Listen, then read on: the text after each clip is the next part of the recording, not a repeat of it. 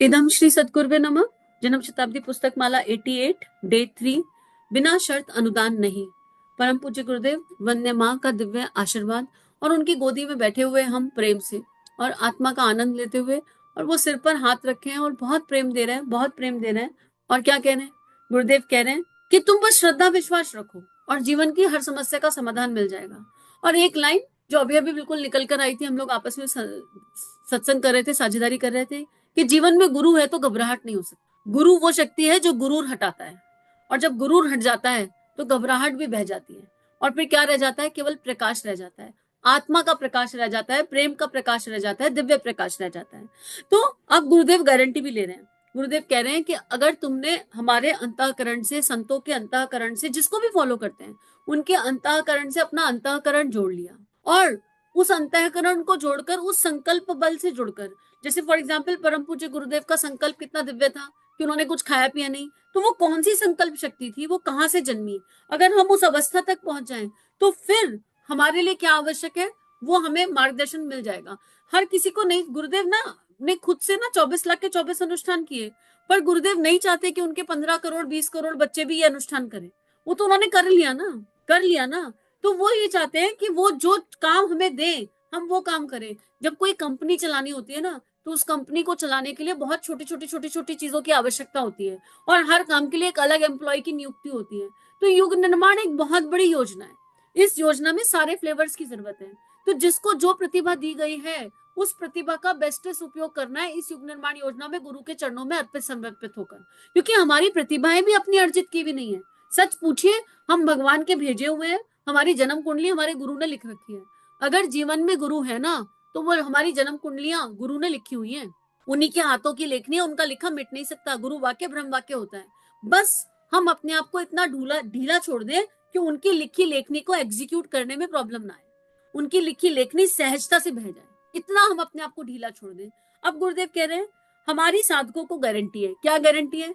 इस शिविर में बुलाकर मैं आपको निमंत्रण देता हूं। ये शिविर चल रहा है, ये हमारा ट्रांसफॉर्मेशन शिविर है।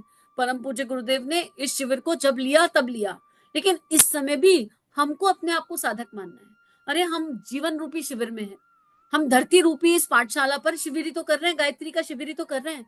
परम पूज्य गुरुदेव के कहने पर, उनके समझाने पर, ऐसा कोई होगा जो गायत्री मंत्र ना करता हो दिन भर में? चाहे 15 मिनट करे, चाहे 50 मिनट करे, चाहे 2.5 घंटे करे, चाहे 5 घंटे करे, कर तो रहे, तो शिविर ही तो हुआ। ऐसा कोई होगा जो अभक्ष्य खाता हो? सबका आहार धीरे धीरे सात्विक हो रहा है, सबके मन संयमित हो रहे हैं, सबके अंतःकरण निर्मल और साफ हो रहे हैं। तो क्या चल रहा है? जीवन रूपी शिविर ही तो चल रहा है। इस शिविर में मैं आपको बुलाकर, निमंत्रण देकर ब्रह्मवर्चस्व की साधना में आने की तैयारी करने के लिए कहता हूँ।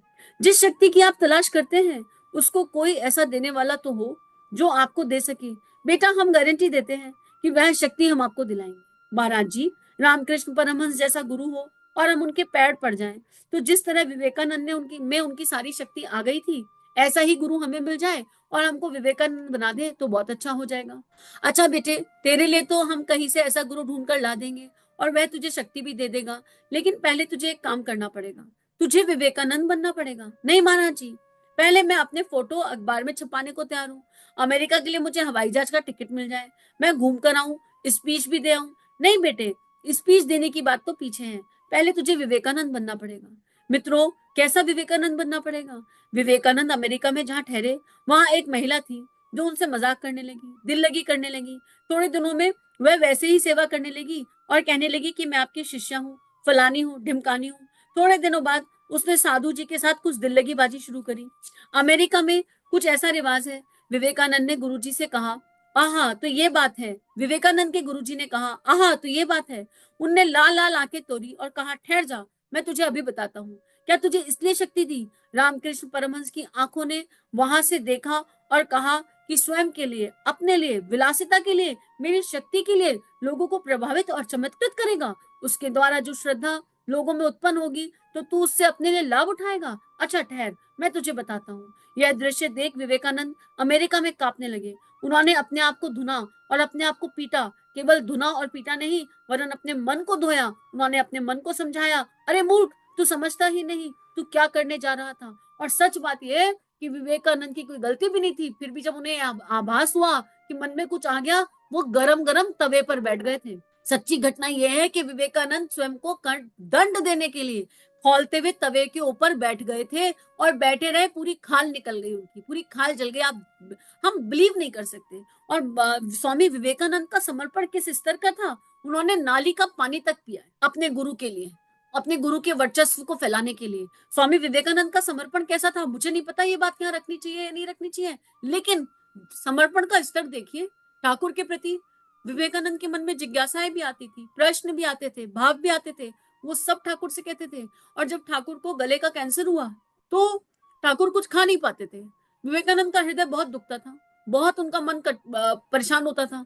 ठाकुर ने कई बार समझाया कि मैं इतने मुखों से खा रहा हूँ। फिर देखा कि ठाकुर जब गले का कैंसर था तो जो है उसमें सफाई बहुत होती थी, वॉमिटिंग होती थी, गंदगी होती थी। तो इस बात में सत्य है या असत्य है, इस पर मत जाइए, पर इसका तत्व दर्शन उठाने की कोशिश कीजिए। विवेकानंद को यह आभास हो गया कि जो बाकी डिसिपल्स है उनके मन में थोड़ी घृणा सी आ गई इससे, क्या है हमें क्या सफाई करनी पड़ती है। विवेकानंद ने समर्पण की ऐसी पराकाष्ठा दिखाई कि ठाकुर ने के कैंसर की ठाकुर को वॉमिटिंग हुई और विवेकानंद पी गए उसे, बताने के लिए कि गुरु का अमृत है ये, इसके बारे में तुम ऐसे कैसे सोच सकते हो। तो हम भगवान से अनुदान वरदान मांग रहे हैं, लेकिन हम स्वयं को तपाना नहीं चाहते, हम स्वयं को घिसना नहीं चाहते, हम अपनी इच्छाओं को विलय नहीं करना चाहते, उनका ट्रांसफॉर्मेशन नहीं चाहते, और उनसे मांगते रहते हैं, मांगते रहते हैं, मांगते रहते हैं। याचक बनकर बैठ गए, भिखारी बनकर बैठ गए, और गंदे वाले भिखारी, जिसको मतलब कभी भगवान से, अरे भगवान से मांगना भी है ना तो अपने विकारों का निष्कासन करना चाहिए। भगवान ये बुराई दिख रही है, गुरुदेव आपने ये सोचा है, और आपने जो सोचा है उसे पूरा करना इस देह से, पर इस देह में ये विकार दिख रहे हैं, कैसे इनसे मुक्ति मिलेगी, क्या करें हम। ये कभी अश्रु पूरित होकर कभी अपने विकार अपने गुरु के सामने रखे ही नहीं, कभी ये कहा ही नहीं कि इन विकारों से मुक्ति दे दो, आत्मबल दे दो, ब्रह्मबल दे दो, शक्ति दे दो, रास्ता दे दो कि निकल जाए। हम ये सब बातें अपने भगवान से करते ही नहीं।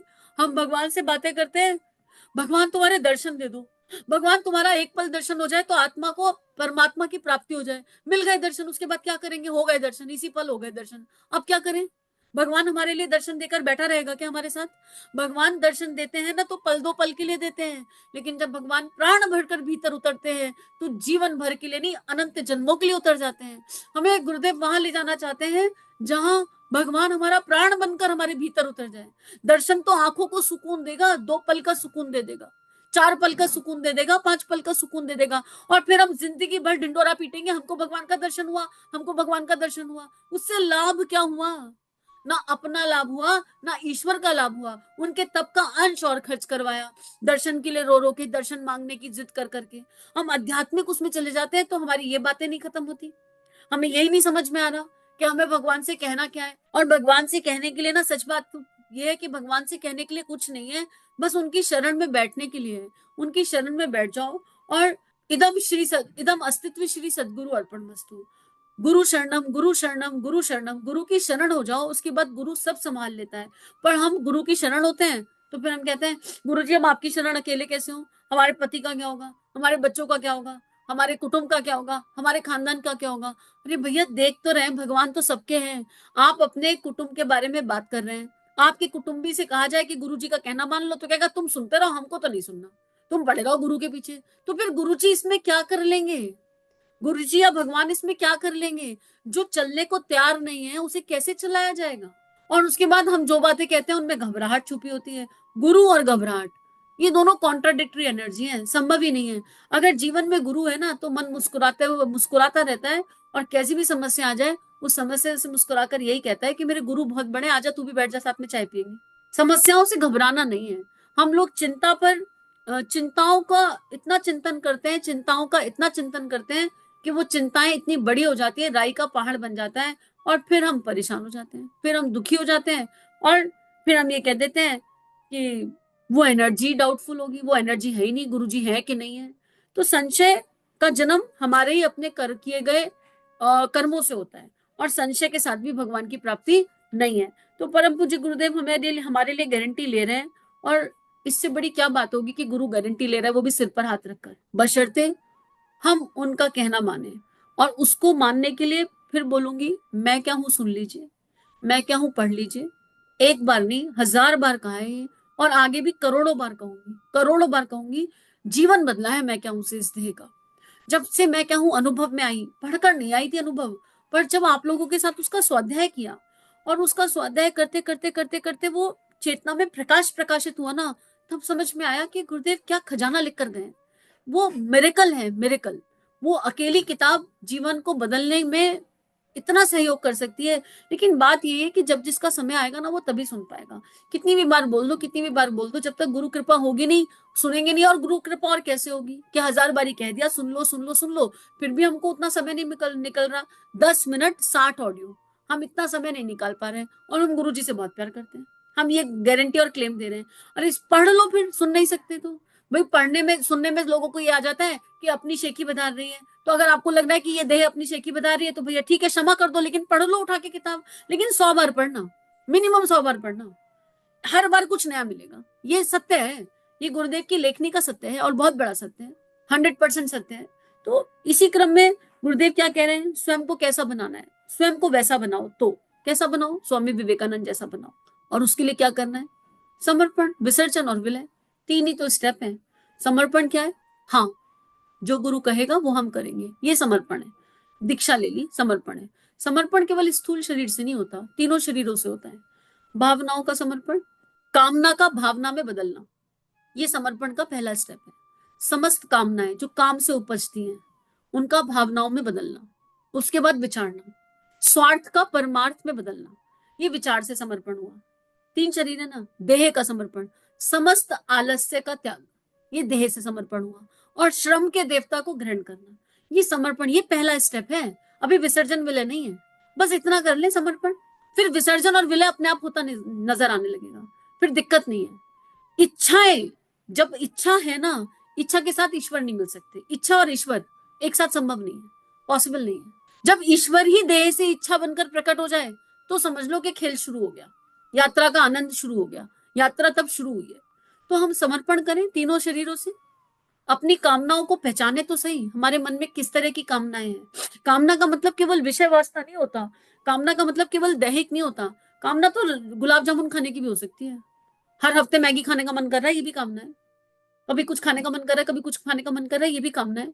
समस्त इंद्रियां भटक गई हैं, इंद्रियों को हमने पता नहीं क्या क्या खिला दिया है, उनकी आदतें खराब कर दी। बेचारी इतनी प्यारी सी हैं, इतनी सुंदर सी, इतनी खूबसूरत इंद्रियां मिली, जिनको दिव्य विषय देकर अपनी चेतना का उद्धार करना था, उन्हें पता नहीं हमने क्या क्या दे दिया। तो चलिए मिलकर एक संकल्प लेते हैं, हम सब एकजुट हो जाते हैं, मिल जाते हैं, और उन मिलकर उस गुरु की चरण में चलते हैं। जब ये स्वाध्याय मिलकर हो रहा है और गुरुदेव अपनी गोदी में बिठाकर इतने प्यार से समझा रहे हैं, यकीन करो जितना स्वाध्याय चल रहा है ना, उतना ही भीतर के विकार और डॉट दिखाई दे रहे हैं।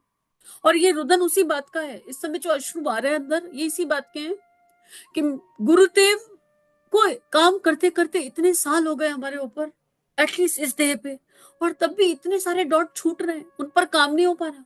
पर गुरु कृपा केवलम, गुरु कृपा के बिना हो नहीं पाएगा, पर उसको सहज स्वीकार तो करें। इसी क्रम में गुरुदेव कह रहे हैं, साथियों विवेकानंद को उस समय तो कुछ समझ में ही नहीं आया। जब गुरु ने आंखें निकाली, उन्होंने देखा कि सामने जोर का स्टोव जल रहा है। वे खाना अपने आप पकाते थे, उनका स्टोव उनका स्टोव के ऊपर रखा तवा जल रहा था, और वे चलते जलते तवे के ऊपर बैठ गए। देखो आ गई ना वो बात की, इस कहानी का अगला हिस्सा क्या था कि विवेकानंद जी जलते तवे के ऊपर बैठ गए थे। इससे उनके दोनों पुट्ठे जल गए। जब जल गए तब वे उस पर से उठे। उन्होंने अपने मन में कहा, अब तू समझा कि नहीं समझा? आंख छूते हैं तो छाले पड़ते हैं कि नहीं पड़ते? हाँ साहब पड़ते हैं। तो तू आंख को छू रहा था जो आंख से भी प्रचंड है, इसमें छाले नहीं पड़ेंगे क्या?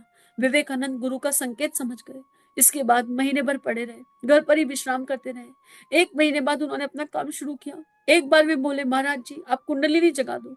रामकृष्ण परमहंस ने जगा दी। तो गुरु जी आप भी हमारी कुंडलिनी जगा दें। हाँ बेटे हम जगा देंगे, हम तो तेरी कुंडलिनी जगाने के लिए व्याकुल हैं।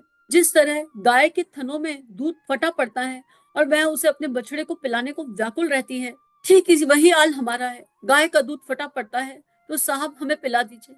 बेटे यही तो हम तलाश करते हैं, लेकिन गाय तो अपने बच्चे को ही पिलाती है, कुत्ते के बच्चे को नहीं पिला सकती। गाय गाय के बच्चे को ही अपना दूध पिला सकती है, लेकिन कुत्ते के बच्चे को नहीं पिला सकती। अतः आप पहले गाय का बच्चा बनने की तैयारी तो करो। साथियों हमने इस भरम वचन शिविर में आपको इसलिए बुलाया है कि आप जो कर्म कांड करते हैं, जो उपासना करते हैं, पूजा करते हैं, भजन करते हैं, हनुमान चालीसा पढ़ते हैं, जो भी करते हैं, उसमें एक काम तो यह करें कि आप अपने उसमें विचारों का समन्वय करें। जितने समय तक आपका जप चलता है, उतने समय तक प्रत्येक क्रिया के साथ साथ जुड़े हुए जप के साथ आपकी जो भावनाएं जुड़ती हैं, विचारणाएं जुड़ती हैं, उसमें अपने मस्तिष्क को पूरी तरह लगाए रखें। दूसरा, विचार उसमें कोई आने ना दें। दूसरे विचारों को रोकिए मत, उनको की दिशा को बदल दीजिए, उन्हें जप में लगा दीजिए, वह अपने आप रुक जाएगा। इस बारे में पहले कई बार बात हुई है कि कैसे अपनी भावनाओं को ट्रांसफॉर्म करना है, विचारों को ट्रांसफॉर्म करना है। विचार, भाव, ये सब एक शक्ति है, इसको ना खत्म नहीं किया जा सकता, भस्म नहीं किया जा सकता, इसको केवल ट्रांसफॉर्म किया जा सकता है। एनर्जी को नीचे के चक्रों से ऊपर के चक्रों की ओर ले जाना ही होता है और गायत्री मंत्र रूपी टिल्लूपम लगाना ही पड़ेगा। पर हम इमेजिन तो करके देखें कि विवेकानंद क्या थे। हम कह रहे हैं भगवान कुंडलिनी जगा दो, जग भी गई तो हम फट जाएंगे, हमसे बर्दाश्त नहीं हो पाएगी जगी भी कुंडलिनी। और गुरुदेव ने उपासना समर्पण योग भाग में भी लिखा है, कुंडलिनी जागरण का केवल एकमात्र अर्थ इतना है कि देह में रहकर विदेह हो जाओ, बस ये कुंडलिनी जागरण है। हम विदेह अवस्था पर आ गए क्या?